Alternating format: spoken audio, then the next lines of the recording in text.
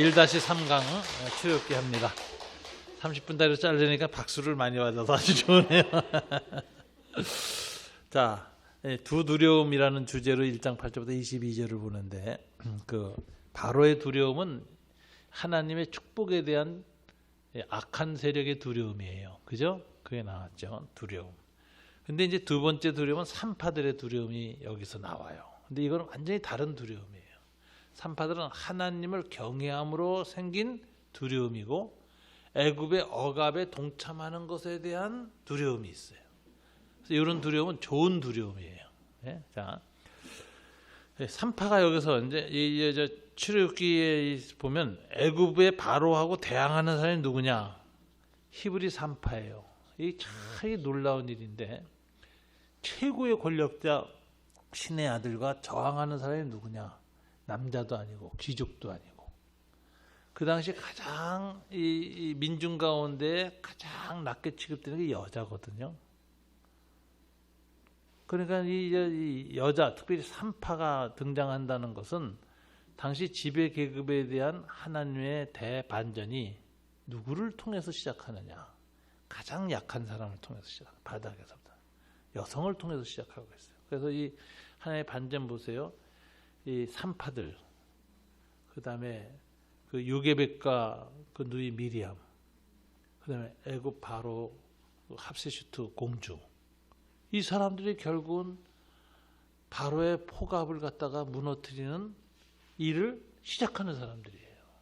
그러니까 이 출애굽기의 이 저자가 이제 모세가 기록하면서 하나님의 나라는 어떻게 들어오는가? 연약 약한 자를 들어서 강한 자를 물리치는 거예요. 이 아주 놀라운 그 하나님 나라의 통치 사상이 드러나 있습니다. 이게 이제 벌써 출애굽기에 이게 나타나고 있다는 거죠. 자, 산파들은 하나님을 두려워했다. 1장 17절, 1장 21절에 뭐라고 했어요? 산파들은 여호와를 경외하였으므로. 자, 그래서 산파의 이 저항은, 바로에 대한 저항은 뭐냐? 첫째, 인간의 생명의 존엄성을 지키려고 하는 그런 건데, 하나님에 대한 경외지심에서 나왔다.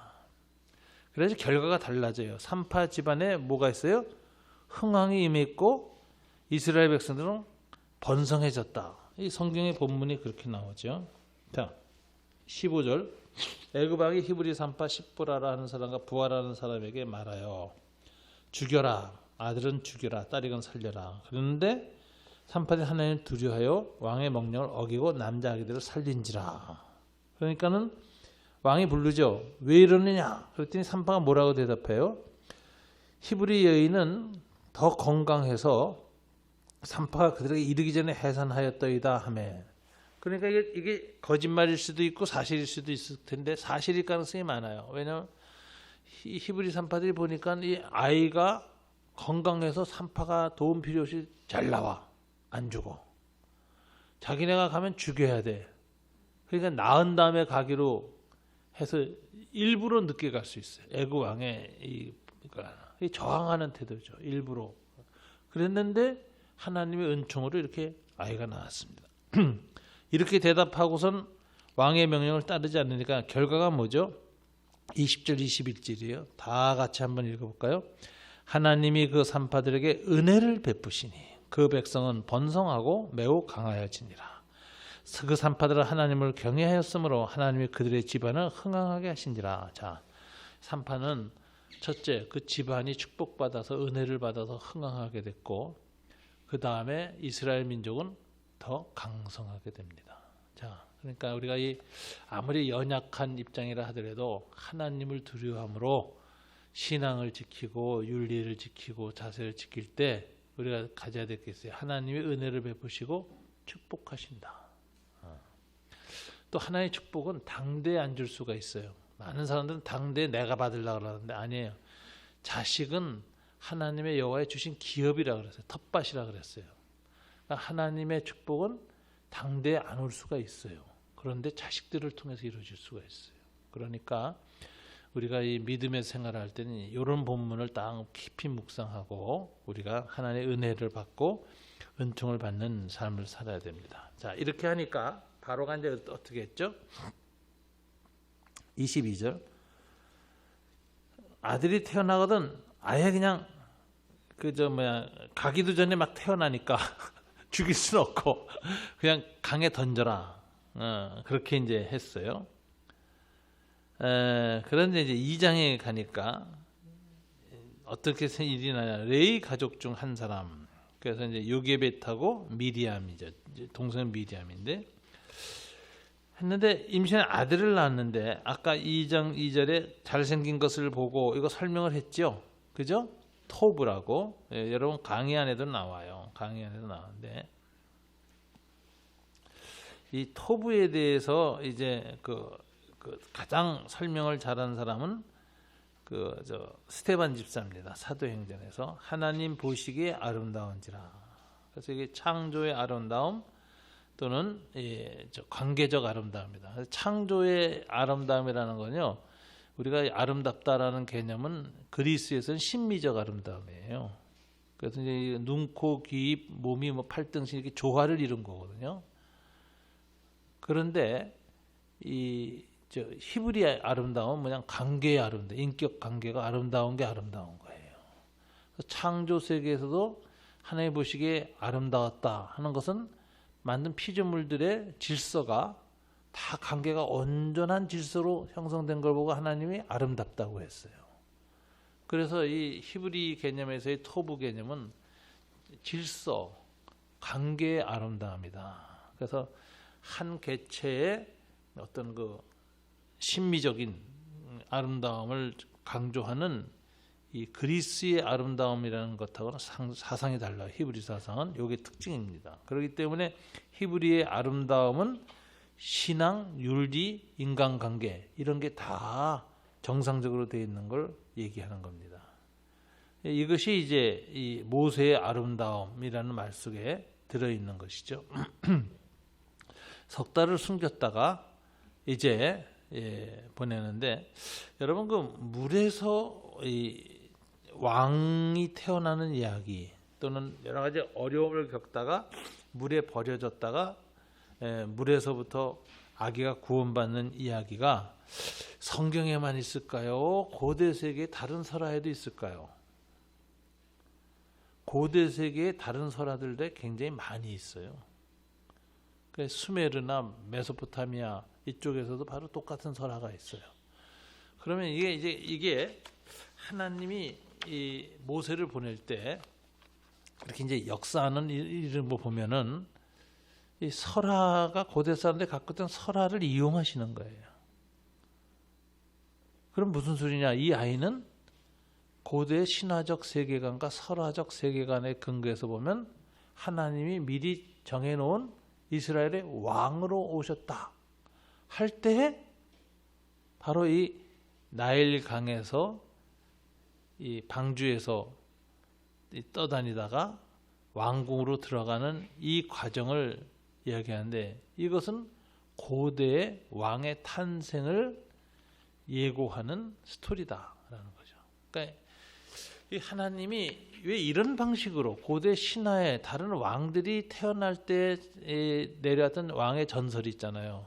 그 전설이 이루어지는 방식으로 모세를 보내셨을까? 생각해요. 메시지가 있는 거죠. 뭐죠? 왕이다. 왕. 하나님의 왕이다. 이게 이제 탄생설화라는 겁니다. 탄생설화. 상당히 신화적 설화하고 일치되고 있는 이 모세의 탄생설화가 나옵니다. 자, 갈대 상자를 가져다가 그랬죠. 3절.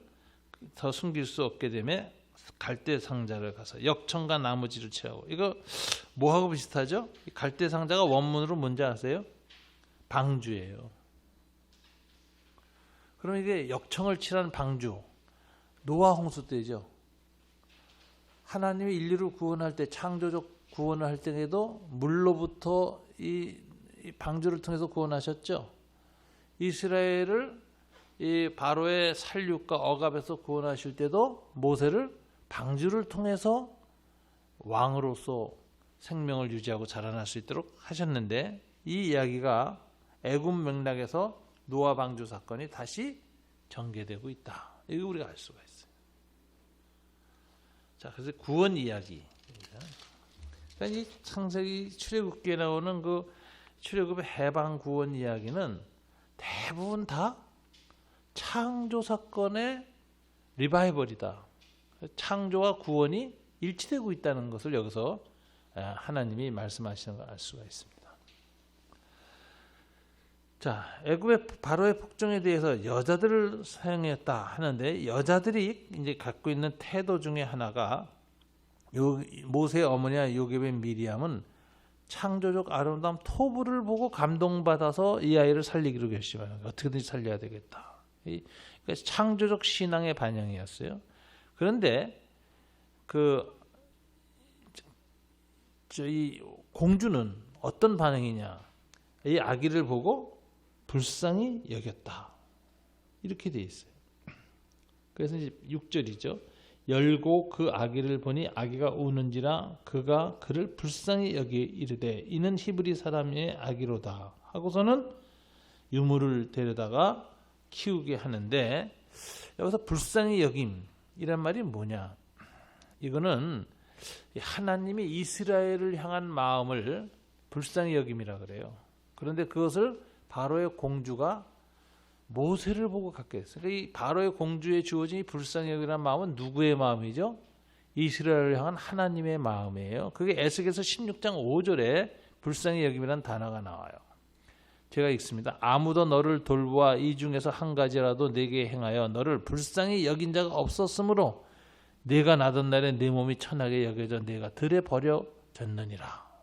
그래서 불쌍히 여긴 자가 없었는데 하나님만 뭐예요? 불쌍히 여겼다. 모세 이야기에서도 바로의 공주의 불쌍히 여김이라는 정서가 아예 얼굴을 보는 순간 생겼는데 이것은 하나님의 이스라엘을 향한 마음을 주셨다. 이렇게 보는 거죠. 이게 이제 불쌍히 여김이라는 단어, 하말이라고 하는 단어, 컴패션 영어로는 그렇게 돼 있어요. 그래서 이제 패션은 순환이죠. 순환에 대한 인간의 반응, 불쌍히 여김. 이것이 이제 하나님의 마음이다. 이렇게 볼 수 있어요. 그래서 이제 아기를 키우는데 여기 또 하나님의 인도가 있었죠. 누가? 미리암이 유모를 데려옵니다. 왜? 이 아기를 이렇게 건져서 야 아기다 하고 공주하고 하늘이 막 들여다보고 이러니까 이 아기가 어떻게 될까 보려고 쫙 쫓아갔던 누이 미리암이에요. 미리암이 쫓아가서 히브리 아이다 그러니까 같이 가서 봤을 거 아니에요. 아 정말 히브리 아이네요. 이제 이랬단 말이에요. 그러니까 공주가 이렇게 너 히브리 여자구나. 너 그런 히브리 아이인데 히브리 유물을 하나 구해올 수 있느냐? 아, 네 구해오죠. 그래 가서 어머니 요게벳을 데려온 거예요. 요게벳이 이제 젖을 먹으면서 키우는데 히브리인들은 어렸을 때부터 애굽의 궁중에서 이제 왕자로 자라지만 히브리 교육을 받는 거지. 사상, 하나님, 애굽에 오게 된 이야기, 아브라함, 이삭, 야곱의 이야기 다 얘기해 준 거예요. 그래서 이제 이 어렸을 때 유아 교육이 중요한 게 이걸 하고 나니까 나중에 이제 이 하나님이 모세를 부를 때 가시떨기에 나타나서 딱 뭐라고 부르죠? 나는 아브라함과 이삭과 야곱의 하나님이라. 그러니까 딱 알아듣잖아요. 요게벳이 어렸을 때도 그 키우지 않았으면은 이 조상들의 언약의 조상들의 족장들의 이야기를 스토리텔링으로 안 줬으면 하나님의 부르심을 못 받아요. 이게 굉장히 그 독특한 이야기죠. 자, 그래서 10절 그 아이가 자라매 바로의 딸에게로 데려가니 웬만큼 옛날에는 아이가 좀 유물을 먹고 이제 아이가 자라야 엄마한테로 갑니다. 그래서 원래 왕가의 자녀들은 왕녀가 직접 안 키워요. 대부분 유모를 둬서 키워요. 그가 그의 아들이 되니라. 그가 그의 이름을 모세라 하여 이르되 이는 내가 그를 물에서 건져내었습니다. 이 건졌다라는 이름인데 이 모세라는 이름은 전형적인 히브리 애굽의 왕가들의 이야기다 하는 것을 이제 그 이름이라는 걸 이제 알게 됐죠. 그죠? 아모세스 투트모세스. 이게 다 왕들의 이름입니다. 근데 왕들의 이름이 이 모세라는 말이 왜 강에서 건져냈다라는 것하고 관련돼 있나? 히브리 애굽 왕들은 왜 강에서 건져냈다는 이름을 썼을까? 애굽 신화를 보면 알아요. 거기 오시리스 신을 그 세트라고 하는 오시리스의 동생이 형을 질투해서 죽여요. 그랬는데 그 아내가 그 오시리스 살리기 위해서 미라를 만들어, 소위 말해 미라를 만들어서 그 관 있죠, 미라관. 그래서 나일강에 던졌는데 그것이 나일강에서 다시 살아서 떠올라요. 그래서 오시리스가 부활하는 이야기가 나와요.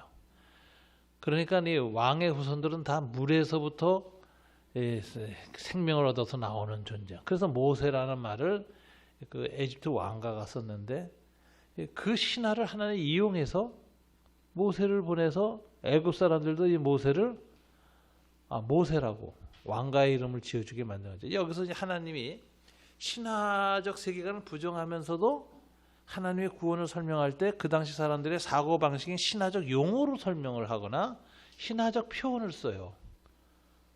그래서 하나님 신화적 표현을 썼다고 하나님 신화를 인정하시는구나 이렇게 보면 안 되고, 용어를 쓰지만 그 용어를 통해서 오히려 비신화화한다. 여기 진짜 메시지가 뭔가 이런 건 이제 봐야 돼요. 모세라는 이름도 이제 그와 같습니다. 자, 11절 이후 보면 이제 모세가 이 해방에 실패하는 게 나와요. 자, 모세가 컸어. 장성한 후에. 그리고 40대 때죠. 나이 40에. 그래서 이제 40대 이제 망명 가게 되잖아요. 광야로 가서 이제 40년을 보내서 80대 다시 애굽으로 돌아오잖아요. 고대인들이 나이가 많았고 모세가 120살에 죽었잖아요. 그러니까 이제 40세쯤인데 왕세자 후보 2순위죠. 2순위인데 이때 나갔더니 고되게 노동하는데 이게 어머니부터 교육받아서 자기네 민족이라는 걸 알았어요. 그래서 항상 연민을 갖고 있었는데 화가 터져. 왜? 자기네 민족이 자기 민족을 또 못되게 굴어. 10장이 돼서. 히브리 10장이거든요. 그래서 그 애굽 사람이 한 히브리 사람 곧 자기 형제를 죽이는 것을 보고 이렇게 얘기했어요. 그래서 애굽 사람을 쳐 죽였는데 13절에 보니까 두 히브리 사람이 서로 싸우는데 잘못한 사람에게 네가 어찌하여 내 동포를 치느냐 하니까 이제 저항을 하죠. 네가 왜 우리의 다스리는 자나 재판관이냐? 네가 애굽 사람 죽인 것 우리가 다 아는데 그것처럼 나도 죽이려느냐 하니까 모세가 이때 두려워하여 자기가 애굽 10장을 죽였고 히브리 사람끼리 싸우는데 들어갔다가 이제 탈로가 났단 말이에요. 그러니까 이제 두려워해서 또 도망가는 얘기가 나오는데 이 이야기가 기록이 이제 어떻게 해석할 것이냐. 모세의 동기는 뭘까요? 긍정적이죠. 애굽 사람을 쳐 죽인 동기는 히브리 민족에 대한 애정 때문에 그래요. 그래서 그걸 히브리서 11장 24절부터 26절 긍정적으로 봅니다. 믿음으로 모세는 장성하여, 믿음이라 그래요. 믿음으로 장성했어요. 엄마의 그 영향하에서 바로의 공주의 아들이라 칭함을 받기를 거절하고, 그래서 어렸을 때부터 내가 바로의 공주로서 모든 특권을 가졌지만 나는 히브리인이고 히브리인으로서 필요하면은 이걸 다 언제든지 내놔야 된다라는 아주 강하게 무장된 신앙을 갖고 자랐어요. 그랬다가 이 사건을 통하여서 함께 고난받기를 잠시의 낙을 누리는 것보다 더 좋아하고 이것을 심지어는 그리스도를 위해서 받는 수모라고 했어요. 애굽의 모든 보화보다 더 큰 재물로 여겼으니 이는 상주심을 바라보미라. 하나님을 바라보고 예수를 위해서 받는 수모로 여기는 것으로 히브리서 기자가 해석을 합니다. 그러니까 이 모세의 동기는 굉장히 긍정적으로 본 거예요. 히브리서 기자는 우선 히브리 정체성, 하나님에 대한 경외, 그래서 그것이 상주신 하나님을 바라봤고 그리스도의 순환하고 같은 것이다. 구원을 위해서 자기가 순환받기로 결정을 했다라는 거죠. 그래서 이거 굉장히 훌륭한 자세다라고 해요. 그렇지만 한 가지 또 있어요. 이렇게 얘기하는데 하나님의 섭리에 의해서 모세는 이 해방을 실패하죠. 폭력으로 저항 폭력으로 사용한 게 실패해요. 이걸 뭘 의미하는 거냐? 도망가. 두려워서. 즉 동기는 좋았지만 이 폭력적 방식으로 해방하는 것은 하나님이 기뻐하는 방식이 아니었어. 폭력적 지배가 애굽의 지배예요. 이 애굽의 지배를 종식시키는 것은 폭력적 저항이 아니야. 이건 더 고귀한 하나님을 아는 신앙과 윤리와 도덕에 의한 완벽한 자유와 승리야. 그래서 모세에게 이 저항 폭력은 애굽의 폭력, 지배 폭력보다는 상대적으로 더 정의로운 행위일 수 있지만 폭력은 그 자체 속에 두려움이 있어요. 죽임을 당한 놈도 두렵고 죽인 놈도 두려운 거야. 원래 폭력이라는 건 그 행하는 자나 대상이 된 사람은 다 동시에 폭력에 대한 공포가 생겨요. 죽이면서 공포가 생겨요. 자기도 그렇게 죽을까 봐. 폭력 자체가 공포를 유발해요. 가해자든 피해자든 간에. 이 두려움을 내포하고 있어 가지고 그 한계가 드러나서 도망을 갔다. 그래서 여기서 이제 2장 15절에 보면 망명을 떠나게 되는데 바로가 이 일을 듣고 모세를 죽이고자 하여 찾는지라 모세가 바로의 낯을 피하여 미디안 땅에 머물며 하는 우물 곁에 앉았더라. 망명 가는 내용이 나오는데 바로가 모세를 죽이고자 하여 이렇게 되어 있거든요. 자, 여기서 저항 폭력의 한계를 보여줍니다. 저항 폭력이 때로는 지배 폭력을 무너뜨리고 저항한다는 점에서 긍정적으로 표현되고 그게 신앙의 행위로 이야기져요. 신앙적인 동기로 인정이 됩니다. 그러나 한계는 항상 있어요. 폭력은 폭력을 종식시키지 못해요. 저항 폭력이 지배 폭력을 무너뜨리고 다시 지배 그룹이 되면 또 폭력의 한계에 갇혀서 과거의 지배자들과 똑같은 모습으로 변합니다. 그래서 이 지배 저항 폭력을 하는 사람들이 폭력에 대해서 스스로 극복할 때 완전한 승리가 되는 거예요.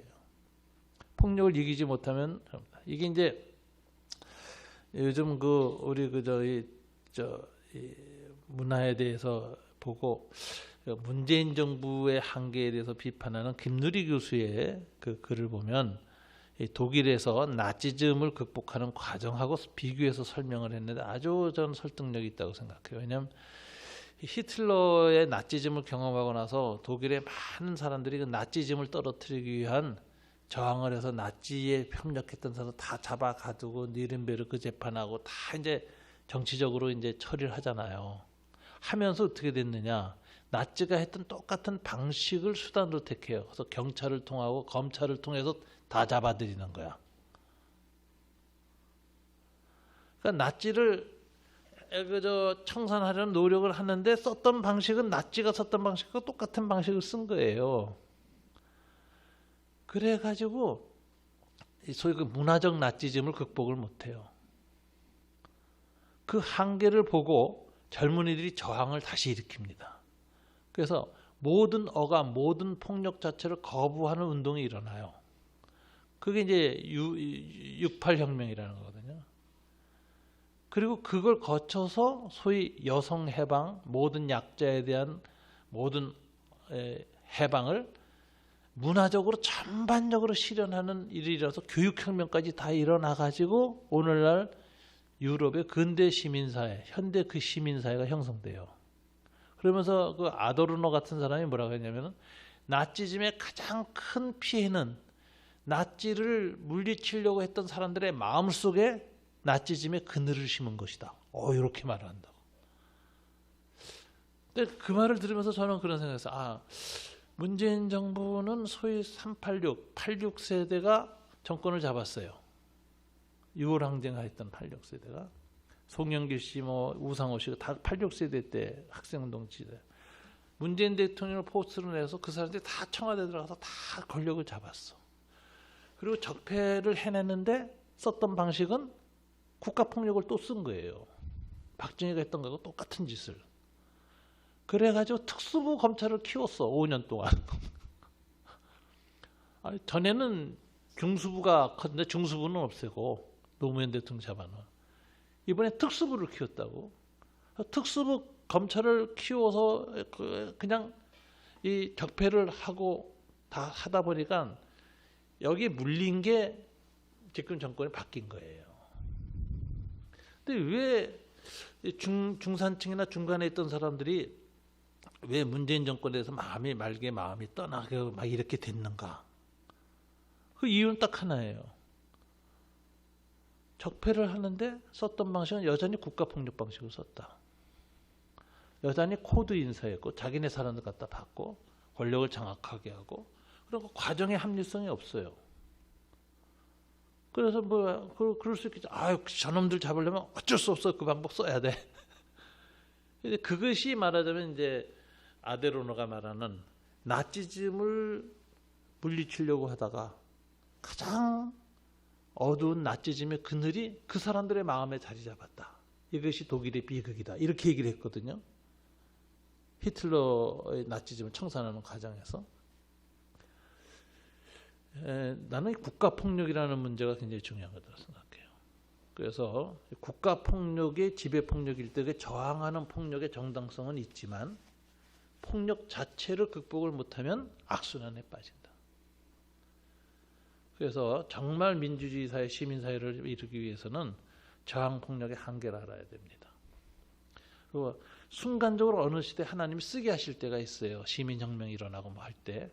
그러나 그것을 영속화하고 체제화하려고 하면은 저항폭력이 또 다른 지배폭력으로 바뀌는 순간이에요. 그건 또 다른 하나님이 기뻐하지 않은 폭력의 재생산이다. 이거 우리가 배워야 됩니다. 그래서 우리의 문제가 뭐였나. 그래서 이제 이 평화라는 것은 안에 있는 폭력의 본성, 인간의 타락한 본성 그 자체하고 끊임없이 싸워야 돼요. 그걸 극복해내야 진정한 평화가 오는 거예요. 오늘 이 모세의 망명의 실패 이렇게 보니까 지배포항과 폭력과 저항폭력의 악순환을 근원적으로 차단하는 승리는 뭐냐? 예수예요. 예수는 십자가상에서 자기의 폭력을 행하는 자를 용서하잖아요. 아가페, 원수 사랑이 폭력의 재생산 구조를 파괴해요.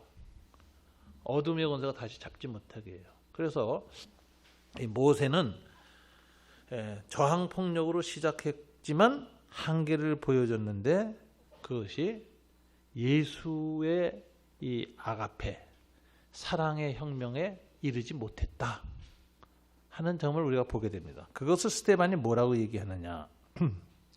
자, 사도행전 7장 22절부터 29절 제가 한번 읽습니다. 모세가 애굽 사람의 모든 지혜를 배워 지혜라는 말을 써요. 그 말과 하는 일이 능하더라. 지혜와 능력이 있어서. 근데 이 지혜와 능력은 뭐죠? 모세 왕자의 지혜와 능력은 애굽적 지혜와 애굽적 능력이야. 나이가 40이 되매 그 형제 이스라엘 자손을 돌볼 생각이 나더니 한 사람이 원통한 일을 당함을 보고 보호하여 압제받는 자를 위하여 원수를 갚아 애굽 사람을 쳐 죽이니라. 그는 그 형제들이 하나님께서 자기의 손을 통하여 구원해 주시는 것을 깨달으리라고 생각하였으나 그들이 깨닫지 못하였더라. 이튿날 이스라엘 사람끼리 싸울 때 모세가 와서 화해시키려 하여 이르되 너희는 형제인데 어찌 서로 해치느냐 하니 그 동물을 해친 사람이 모세를 밀어뜨리며 이르되 누가 너를 관리와 재판장으로 우리 위에 세웠느냐? 내가 어제는 애굽 사람을 죽인 것 같이 또 나를 죽이려 하느냐 하니. 이거죠. 저항폭력인데 그 폭력의 악순환에 대한 저항을 이 사람이 또 해.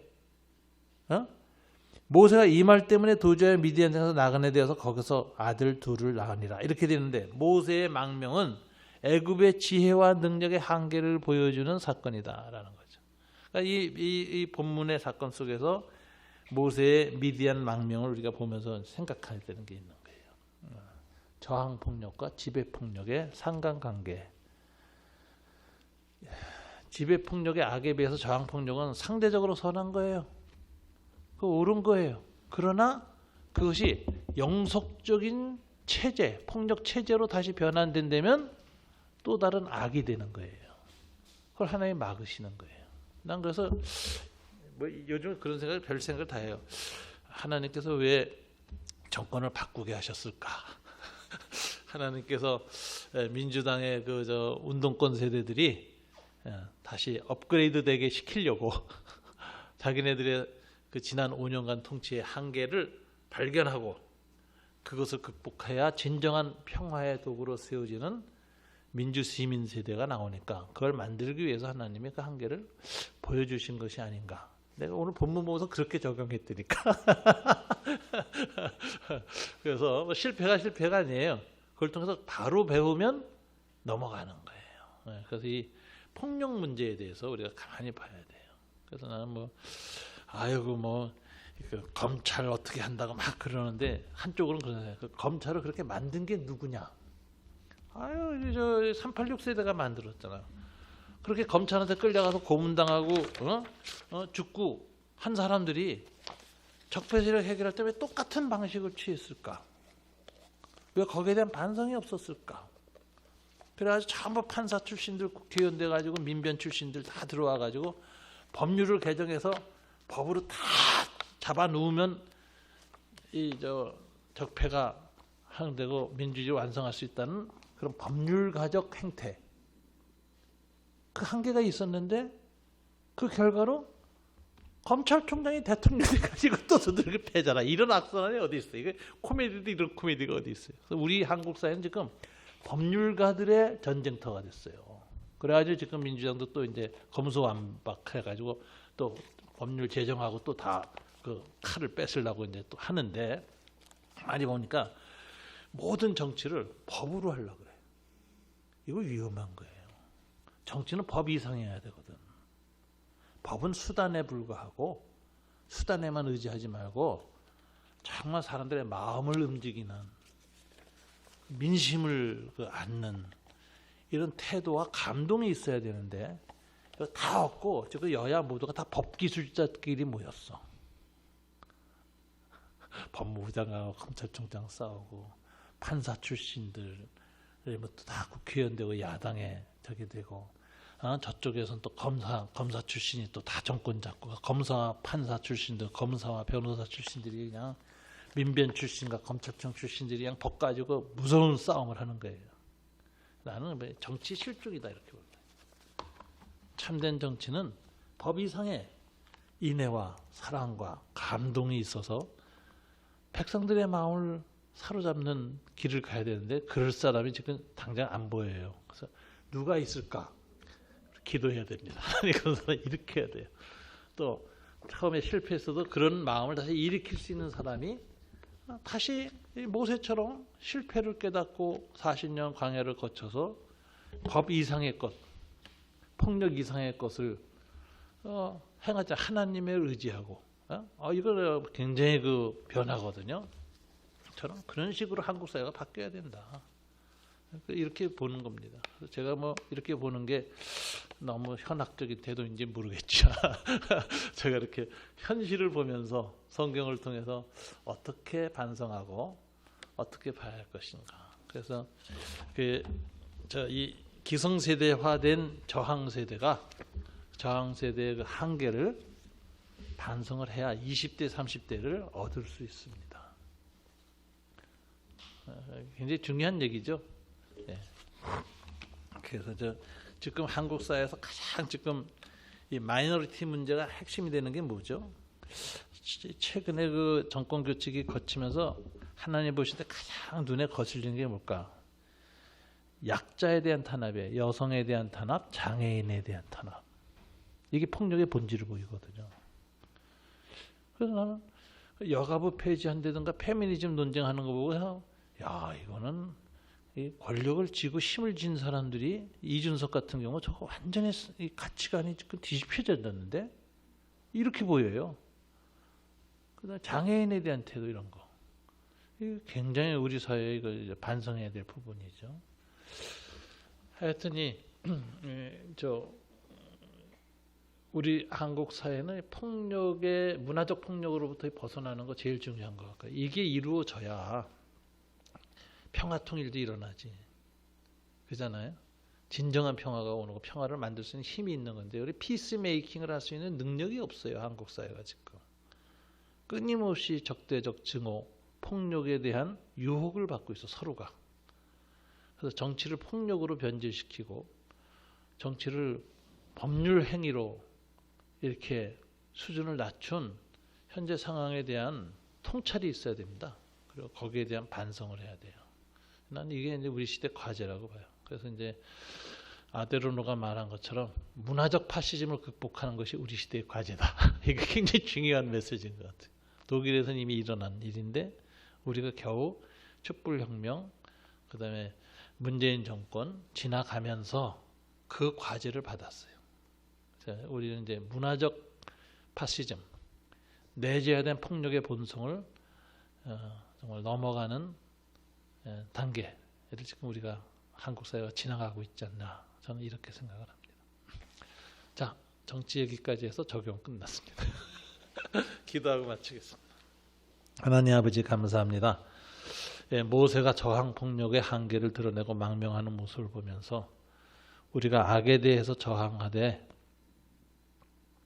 결국은 아가페 사랑으로 폭력 자체를 그 본질을 극복하는 것이 결정적인 하나님의 승리라는 걸 깨닫게 하고 그 일에 대해서 우리가 은혜를 구하게 하시니 감사합니다. 모세를 새롭게 하신 것처럼 우리들도 새롭게 해주시옵소서. 우리 한국 사회가 여전히 폭력의 악순환 속에서 폭력에 중독되어져 있습니다.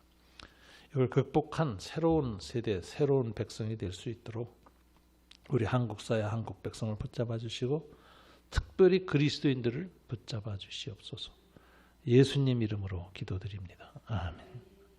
감사합니다. 예.